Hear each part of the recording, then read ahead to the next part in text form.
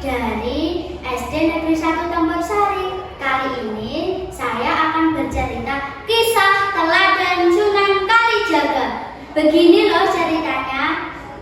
Sunan Kalijaga merupakan salah satu anggota Wali Songo yang memiliki peran penting dalam menyebarkan agama Islam. Sunan Kalijaga memiliki nama asli Raden Mas Syahid. Beliau merupakan seorang putra dari Adipati Tuban yang bernama Tumenggung Wilatikta. Raden Syahid dikenal suka membantu rakyat miskin yang susah. Alkisah, pada suatu masa di Tuban terjadi kemarau yang sangat panjang.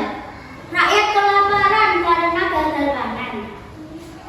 Raden Syahid sangat sedih melihat anak-anak miskin kelaparan. Hingga pada suatu saat Raden Syahid marah melihat banyak pejabat dan orang kaya berfoya-foya serta berjudi. Ia lalu menyamar menjadi pencuri bertopeng dan merampok rumah mereka. Uang dan emas hasil curian itu kemudian dibagikan kepada rakyat miskin yang kelaparan. Tumenggung Wilatikta murka dengan perbuatan pencuri itu. Ia pun memerintahkan para prajurit di Tuban untuk menangkapnya. Akhirnya pencuri bertopeng itu berhasil ditangkap. Betapa malu dan marahnya Tumenggung Wilatikta saat mengetahui bahwa pencuri itu adalah anaknya sendiri, yaitu Raden Syahid. Raden Syahid akhirnya dihukum dan diusir dari Kadipaten Tuban. Walaupun sedang dihukum, Raden Syahid tetap menjadi pencuri. Hingga pada suatu ketika Raden Syahid bertemu orang tua berjubah putih dan membawa tongkat berkilau seperti emas di hutan. Melihat itu, Raden Syahid langsung merampas tongkat tersebut dan ketika tongkat tersebut dipegang, tiba-tiba berubah menjadi seekor ular dan menggigit tangannya. Aduh! Melihat itu, Raden Syahid marah dan kesal hingga mendorong orang tua tersebut hingga jatuh tersungkur di tanah. Ketika orang tua tersebut terjatuh, ia tidak sengaja mencabut rumput. Aku bersedih, aku telah merampas kehidupannya sebagai makhluk Tuhan. Raden Syahid merasa malu. Ia sadar bahwa orang tua yang ada di depannya bukanlah orang biasa. Beliau adalah Sunan Bonang. Aku ingin berguru kepada Sunan Bonang. Namun Sunan Bonang tidak menerima Raden Syahid sebagai muridnya. Walau demikian, Raden Syahid tetap gigih. Akhirnya Sunan Bonang mengujinya. Ia mengubah pohon aren menjadi emas. Ternyata Raden Syahid masih diliputi rasa tamak. Emas yang dilihat ternyata hanya tipuan. Akhirnya ia hanya menabrak pohon aren biasa saja.